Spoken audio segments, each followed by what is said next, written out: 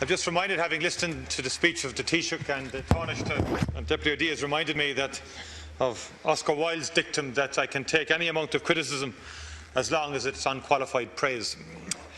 This budget is the last throw of the dice by a deeply unpopular government desperate to be re-elected. It's not a budget to shape Ireland's future. It's a budget to help two parties get through an election campaign. Instead of a plan to address deep problems which have developed in recent years, what we have seen is a series of policy soundbites. And this fundamentally is why Fine Gael and Labour's last throw of the dice will fail. This government has debased the budget process through its extreme manipulation of figures and its policy of always hiding the negatives. For this year, the government has set a new standard of cynicism in seeking credit for partly restoring cuts which it promised the people it would never make in the first place. Every little Taoiseach did hurt, and no matter how successful you are at getting your lines covered, the legacy of broken promises and unfair decisions remains. People have had enough of the constant overspinning by the government. They are sick of the never-ending abuse of language, where there is no relationship between what is announced and what is actually provided for and what is actually happening on the ground. They've had enough of a government which has failed to anticipate or address any of the major crises which have arisen in recent years. Most of all, they've come to understand that you can trust almost nothing this government says. After 6 months of hype and daily stories planted in our newspapers, the sum of what has been announced is a cynical budget full of inflated claims which are already unravelling. It is clear now why Fine Gael was so eager to run to the country in 4 weeks' time. Their ministers know that the impact of this budget will disappear as soon as people see how many problems are not being addressed, how they have no plans to tackle them, and how many of their regressive policies will remain in place. The budget fails to provide a credible long-term approach to any major problem. For childcare support, for the elderly, health, homelessness, education, employment conditions, community development, drugs, rural crime, disability supports, or any other important societal issue, the very most that has been announced is a token provision. The shambles and waste of Irish water didn't even merit a passing reference. The horizon is purely to get through election day, and all other considerations have been pushed aside. To listen to the Minister's speeches yesterday, you would have imagined that everything is fine. The scale and impact of crises which are hurting hundreds of thousands was completely ignored. There wasn't even a token acknowledgement of the health shambles, the acute pressures felt by the elderly, or the mounting evidence of a two-tiered recovery where some get ahead but too many are being left behind. The growing cynicism of Fine Gael and Labour's budgets is well beyond a joke. They have radically reduced the amount of information which is available to assess the impact of the announcements. In presenting figures, even the reduction or maintenance of current funding is claimed as an increase. Ministers Howlin and Noonan went as far as to refuse to produce core data on the income distribution effects of budget measures. This information was a basic part of budget documentation for 20 years until they decided it might get in the way of their political claims. All that we get now is their infographics showing a part picture of what happens for a small selection of households, even including the increase in the minimum wage as a budget measure when employers will pay for it, was a claim too far. They have done everything possible to hide the true impact of their budgets because their record is one of actively increasing inequality. In every single one of their budgets, the highest benefit has gone to the highest earners. This is particularly true when you factor in the huge impact that cuts targeted against weaker sections of society are included. And remember, 60% of income earners are below 30,000 Taoiseach. And that's why your budget is fundamentally lacking in equality. Minister Howland's speeches are always masterclasses in how to hide reality in a cloud of smoke. Yesterday's performance was among his most brazen. Clearly, Labour has been hurting from the claim that it has supported deeply regressive policies in government. So Minister Howland decided to claim that Labour had in fact been incredibly fair. The proof of this is he claimed the fact that Ireland has one of the most progressive income tax regimes in Europe. This is what he said. What he didn't say is that 100% of this is accountable to budgets introduced by Fianna Fáil and voted against by Fine Gael and Labour. Every single independent study of budget policy from 2007 onwards has said that Fianna Fáil's budgets made the wealthiest pay the most, while Fine Gael and Labour's have given them the most. The studies also said that the clear majority of budget corrections were implemented before Fine Gael and Labour took up office. It takes a peculiar brand of political cynicism to attack people at the same time as trying to claim credit for their policies. Labour will never get out of the hole it has dug for itself until it is willing to accept the evidence, understood by everyone in this country, that this has been an unfair and divisive government, obsessed with politics and oblivious to the damage caused by its policies. Every one of the last 4 budgets was announced with a claim that it was fair. Go back and look at some of the claims made, and you see ministers living in a parallel universe where they imagined that nobody would notice the reality of tax after tax levied with no concern for ability to pay. Fine Gael's obsession with pretending not to have increased tax has been central to this crude right-wing approach to tax.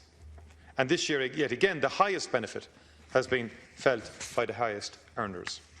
The tax changes result in a gain of 1.9% for an earner on €75,000, but only 0.8% for someone on 20,000. And the Minister didn't even try and defend that last evening. Dress it up any way you want, but this is not a progressive tax policy.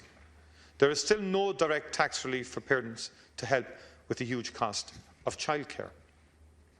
One of the innovations this year is for ministers to claim the minimum wage increase in its budget giveaway figures for households.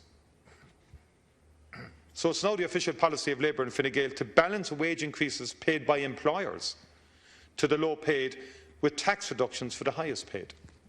That's what you did in yesterday's table. It's an extraordinary act of cynicism. You don't pay the minimum wage. The private sector pays the minimum wage. The employers pay it. They're clawing back. So, with the greatest respect, we increased it to the highest in Europe prior to the crash. The clawing back of 300 million through the failure to index tax bands is a significant policy decision, which you didn't announce yesterday. It's buried in the documentation. So there's 560 odd given out in the USC for this year, full year cost after that for 700, but you took 300 back by non-indexation of the tax bands. And the obvious purpose of this was to give space for changes which might win a few more headlines. At the conclusion of 5 budgets, the net impact of the income policies of this government is entirely clear. It has significantly increased inequality. It squeezed the middle further and then failed to relieve it, in spite of endless stories promising action. In doing this, it damaged domestic demand beyond anything which was necessary to meet fiscal targets, and it undermined growth for 3 years. This government has put political positioning ahead of everything during its term. It entered office with the objective of claiming credit for the recovery which it knew would come, selling the fairy tale of a decisive government coming to office and turning things around quickly, no matter what the impact became, is its single guiding obsession. It did not seek to shape a recovery which would benefit all parts of our society. It merely wanted to play politics with recovery. To the mounting fury of many government members and backbenchers, the public have been reluctant to shower them with laurels and to re-elect them by acclamation. The problem is that everyone knows that the government didn't deliver this recovery. The Irish economy today is growing at roughly the long-term trend rate predicted by all major research bodies. This is a growth built on the foundation of skills and enterprise, developed by the Irish people over decades. Ireland is recovering because of its core strengths, not because of a politically obsessed government which has no interest in long-term issues. This government didn't deliver recovery, but it did make it more unfair and divisive. It also allowed crisis after crisis to develop because of a refusal to do even basic planning on fundamental issues and its addiction to short-term action. One of the major problems for the government is that it is trying to claim credit for growth which it doesn't understand and didn't predict. For the first half of its term, growth was lower than it predicted, and now it is higher. The majority of measures to fix the structural deficit were in place before this government took up office. It's a fact. Can't be disputed. So if it wants to claim that fiscal retrenchment delivered recovery, then it has an enormous problem of having voted and campaigned against it. You campaigned against fiscal retrenchment and you voted against it, budget after budget. Ireland has a great economic story to tell the world of a dedicated and skilled people and solid foundations. But our government is refusing to tell it because it gets in the way of its political strategy. Minister Howlett was absolutely right when he said that those who promise to simply throw out tough policies are making promises which are both unrealistic and foolish. He's right in saying that. It does, however, take some neck for this government to attack the policies of the far left here and to say, who speaks of Syriza now? It was Labour and Fine Gael who were promising the radical alternative in 2011. It was they who promised not a red cent. Indeed. And Labour's way or Frankfurt's way. They were the Syriza of 2011, with one major difference. Labour and Fine Gael didn't even try to implement their promises. And year after year, deputies who now lecture us all from the government benches were on their feet demanding more tax cuts and more spending. It's quite striking that in their recent appearances before the banking inquiry, the leaders of Fine Gael and Labour couldn't find anything wrong with their own policies or priorities before the financial crisis. All that the left parties are doing today is copying the Kenny-Gilmore model. So a little bit less of the smug sanctimony is in order, Taoiseach. As it comes to the end of a 5-year term, this government is distinguished by the fact that it has never produced a long-term statement of economic policy. It has maintained a fiscal plan it once attacked as unacceptable, and it has produced a mountain of self-serving economic commentary, but it has never actually set out a vision for the future of our economy and the society we wanted to support. The capital investment programme is a loose collection of projects thrown together with no sense of vision and no clear objectives. It sets out no service standards which are trying to be achieved and no sense of what the bigger picture is. All major projects involve completing plans made by previous governments. Fine Gael's decade-old commitment to compulsory health insurance is in a shambles, which the party's ministers and backbenchers are now too embarrassed to talk about. You're even trying to change the language around it. But other than that, all we have seen is public relations initiatives. Many public-funded bodies have been closed down in order to be reopened and renamed by ministers. Basic everyday activities have been rebranded, and public servants put under orders not to allow anything happen without a minister present to announce it.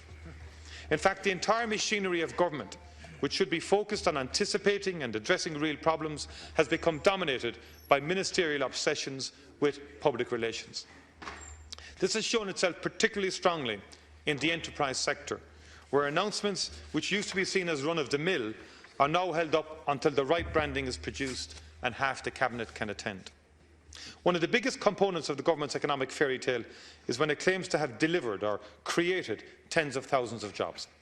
In the first weeks of his administration, the Taoiseach signalled his intention by demanding that salary caps be lifted so that Fine Gael's most senior press officer could be placed in the Department of Jobs, Enterprise and Innovation with a special brief to relentlessly sell the Action Plan for Jobs as the source of all new jobs.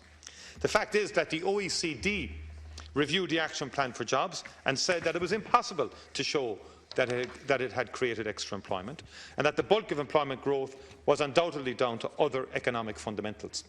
In fact, there are elements of the Action Plan which actually represent reduced activity and therefore lost jobs. This is, for example, the case of research, where a major exodus of scientists has been underway. This hasn't stopped the roadshow of the Action Plan. In the IDA's 66 years, it has never had such a clamour from government to make a media event out of every announcement. Once again, the core long-term strength of a state agency and policy is undermined by the focus of political spin. Even during the worst years of the crisis, inward investment continued and was resilient. The export sector performed strongly and led the return to growth at the point where government policies were suppressing domestic demand. The action plan also introduced a policy now common in all government actions of renaming existing activity in order to claim something new. The most cynical example of this was the closing of the county enterprise boards and then their rapid reopening with a new name. Job growth has been and will remain strong for the medium term. However, this is where the real focus of the two-tiered recovery is being felt. A drift towards almost separate labour forces is underway, where one has access to highly paid secure jobs and the other is caught in lowly paid and insecure jobs. It took 3 years before the government even admitted this was happening. And in spite of lots of inflated claims yesterday, there was no indication of a genuine commitment to addressing it. In addition to the banning of exploitative contracts, we need an all-out effort to stop people getting caught in low-pay, low-security jobs. And talk about talent and having to reduce the marginal tax rate. There's lots of talent out there, Taoiseach. Young graduates coming out would love to be in a position, Taoiseach, to get a job above 25,000. There are thousands of graduates out there in low-paid employment. And Taoiseach, I heard you speak for 30 minutes. Listen to some hard facts and listen to reality on the ground. There are people out there at the moment who are fundamental. There's nothing in the budget that deals with that two-tiered economy. The thousands of people in low-hour contracts and thousands of people in low pay, on low pay. That is a fundamental problem in how the labour force is developing. That's a reality out there. I spoke to the SRI about it. They're very concerned. And it's the gulf between the upper level, middle and low is dramatically expanding. We need to significantly improve provision for apprentices, both in terms of numbers and regional spread. We need an initiative to give people access to generous support for upskilling. Of course, we also need a comprehensive childcare provision, which I will return to. A number of half measures were included in the budget to help the SME sector. Again, they come nowhere near showing a vision for relieving the pressures felt by the sector and setting out a model for its development. Every single target for making credit available to SMEs has been missed. SMEs continue to be squeezed by state-owned banks, being fattened for a rapid sale. If Ireland is to have any form of long-term balance and sustainability in its economy, it needs to have a vibrant and innovative SME sector, and this work has barely started. And in addition to that, your capital gains tax moves is too little, too late, and in no way makes us competitive in relation to what's happening to new companies and their treatment under CGT in the United Kingdom. One of the striking things about current industrial and employment policies is how little it has actually changed. The core strategies of the main agencies are largely those which were put in place a decade ago. They target the same general activities and have evolved rather than reinvented supports. Given just how much has changed in this period, this suggests we need more innovation in policy and less innovation in publicity. A long-term policy which has unequivocally worked for Ireland was the decision to invest heavily in advanced research. When the last Fine Gael Labour government left office, the entire dedicated budget for basic research in our education sector was zero. In the following decade, this area was transformed.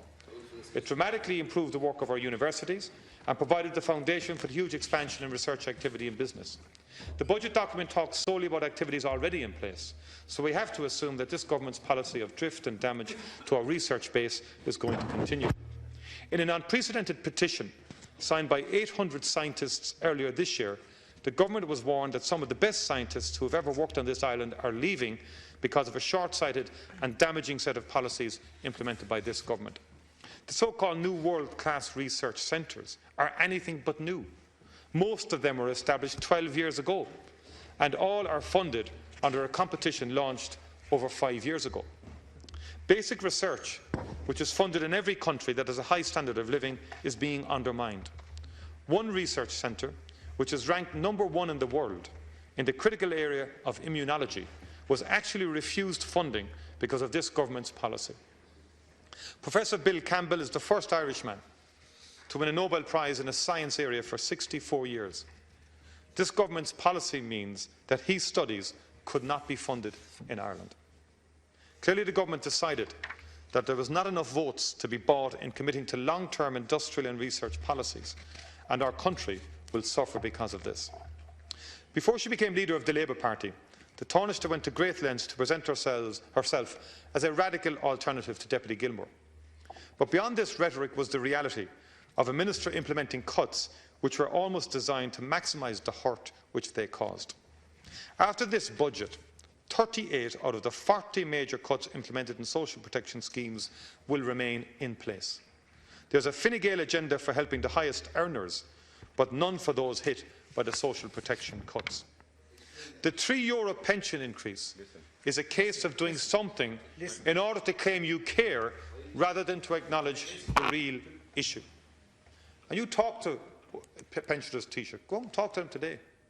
They will be insulted by this and they'll be very angry by it. Why? Because they will list the €1,200 that you took from them over the last 2 to 3 years. And the taxes and charges, flat ones that you levy, property tax and water with no connection to ability to pay, the abolition of the phone rental scheme, the cuts to fuel allowance, the change to the household benefit schemes that went against, the medical prescription charge going up to €250, €25 a month. These have had all a savagely corrosive impact on the annual pension, or the weekly pension. That's what people will say to you. You removed thousands of over 70s from the medical card, 16,000. And then you come back around and say, we'll give you an old GP card. I met a woman the other day, Taoiseach, you're fond of meeting people, and she said, for her it's the cost of medicine was her biggest problem.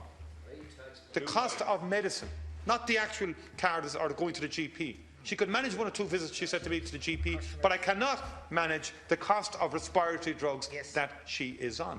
And that's the kind of spin and media management that you engage in continually. You took 16,000 medical cards from people over 70. And you increased the prescription charge by 400%. And Taoiseach, what about your anti-women initiative and the Taoiseach's anti-women initiative? 2012, Minister Sherlock, 2012, you changed the eligibility criteria for women in terms of eligibility for the pensions. And you got a letter yesterday, Taoiseach, from a woman from who's a former employee of Aer Lingus. You don't like to hear the truth, Taoiseach. I didn't intervene with you. You don't like the truth. Will you stop these interruptions from the Taoiseach? He can give it, but he can't take it. The Deputy Martin has the floor, please. You changed eligibility, Taoiseach. The Taoiseach changed eligibility, and it has cost many women who had to spend time at home after having working up to 30 and 30-odd years, it's cost them an entitlement to a pension. And you changed that sneakily in 2012, along with 100 other sneaky underhand cuts. And you got a letter yesterday. Read the letter from a woman who's retired, who had to look after her elderly mother and aunt for a number of years, and that's why she had to leave the workforce. And to discover that what she thought in previous years she would have been eligible, her contributions would have been up to the criteria. She couldn't believe it when she discovered that she was no longer entitled because of the sneaky change introduced by Labour and Fine Gael in 2012. That's why older people are angry out there, Taoiseach, because they can see through all the fog and all of the spin. They see through it in their daily lives. Minister Noonan announced the end of the private pensions levy, Taoiseach, as if it were some major concession. It's been both socially and economically damaging. It was morally wrong. Many people with pension funds out there outside of the state service and public service are very angry with what was done there. Their pensions were raided. Absolutely raided, but no planning put in place for the pension crisis that's about to hit. It was a very bad policy, which probably cost the state more than it collected due to reduced investment. It should never have been introduced in the first place.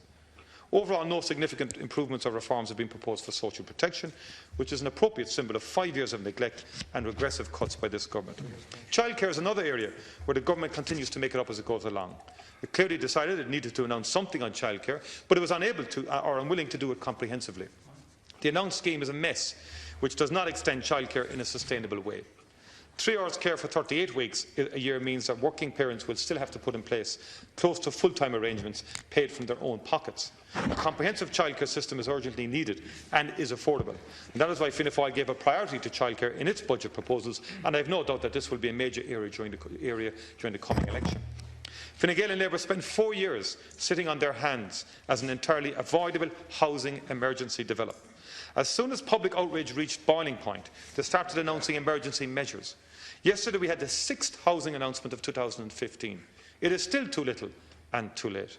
Minister Noonan made the entirely false claim last night that, and I quote, there wasn't a single social housing unit built under Fianna Fáil. Untrue. In fact, in every single year under Fianna Fáil, the funding and output of social housing was higher than in any year of this government. And this year, with a housing and homelessness emergency underway, the allocation is less than 1/3 of 2010. The government is the sole author of the housing emergency. The Taoiseach instituted cuts and denied any change to the rent supplement scheme, which directly drove and is still driving people out of homes. The government had projections of housing demand, but did nothing. The government failed even to plan, let alone fund urgently needed housing units.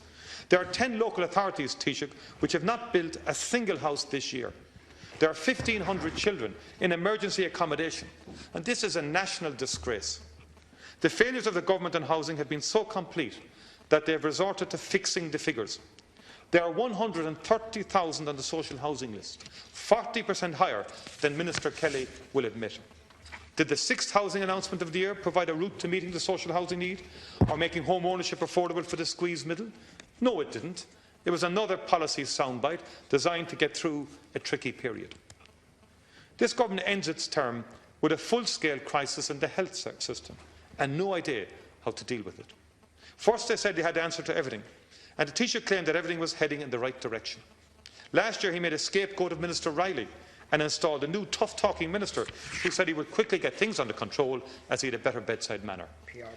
Two massive supplementary budgets, trolley crisis in emergency departments, waiting times and waiting lists exploding, even after they've been manipulated downwards, and chaos in recruitment to vital jobs. This is what the new Broom has delivered. In fact, he has seen a 550% increase in inpatient day cases, which are waiting for over a year. So today now, his principal policy appears to be, and I quote, "I don't know how to deal with it, but heads will roll if you embarrass me this winter." That's the new policy from the Minister for Health. And clearly this is why that's why he was a leading member, Taoiseach, of the November election caucus. The budget provides for no significant new activity in health next year. Simply the rate of decline has been managed. A few million has been thrown at a GP card initiative which will almost inevitably not be delivered next year. But other than that, nothing new is promised. The size of supplementaries is not down to a failure by professionals in the system. It's down to political decisions. For 3 years now, ministers have demanded that the HSE promise certain levels of service, but have refused to provide the required funds. That is why the funding has run out early, and why there's growing inefficiency in the planning of services. There's been a dishonesty and a fraudulent behaviour at the heart of health budgets over the last 3 years. And that's why we got the discretionary medical card debacle and the distress that caused thousands of families, Taoiseach. It's a shame on you that young children lost their discretionary medical cards because you didn't provide money in the budget that year for them. And just like the housing emergency, it's a crisis caused directly by ministers. Fine Gael has committed itself to running the most negative re-election campaign of any Irish government. As part of it is apparently you produced a booklet, Taoiseach, and a memo outlining attacks which should be made on me from my time as Minister for Health and other ministries, and one of these attacks is that I was supposedly not able to control spending. You may wish to update that, given that this year's supplementary estimate is 10 times the size of the one in my last full year in that department. And that came from increased demand, not unplanned services. The House should also remember that 2 years ago, the Taoiseach told us that he was taking personal charge of ensuring that health stayed within budget and that there would be no more supplementaries. 1.2 billion later, he has some explaining to do. There is little or no chance that the GP cards extension will be in place next year. The first phase was delayed by nearly 4 years from its first announcement. It has been funded by the removal of tens of thousands of medical cards from the elderly and families under pressure. It represents a direct wealth transfer from the neediest in our society. After 5 years of growing failure on health, this is all you have to campaign on. For all your posters promising no more trolleys and instant access for everyone, your health policies have been a shambles, Taoiseach, and I look forward to this being a core issue in the general election. Minister Howland has introduced a tactic of announcing allocations which are automatic due to demographic changes as being new or extra. The great bulk of the additional allocation to education is to cater for growth in pupil numbers, what we once called a demographic dividend and wasn't even fought for between ministers. For other improvements, the fact that only a third of a year needs to be shown in the 2016 figures has allowed ministers to try and take the bare look off what has been a consistent targeting of education for disproportionate cuts. The bulk of the most regressive cuts, such as to guidance counsellors for disadvantaged schools and the abolition of postgraduate grants for poorer students, remain fully in place and part of a legacy on education of neglect and drift. I've just interrupted, just a minute or two. It was a brave decision of the government to send its ministers into the House to speak for over an hour, but not once mentioned the biggest political and budgetary fiasco of many years. Irish water was not imposed on this government. It was announced as Fine Gael policy years before the Troika was ever heard of, and neither were the form, content and size of the water charges imposed on the government.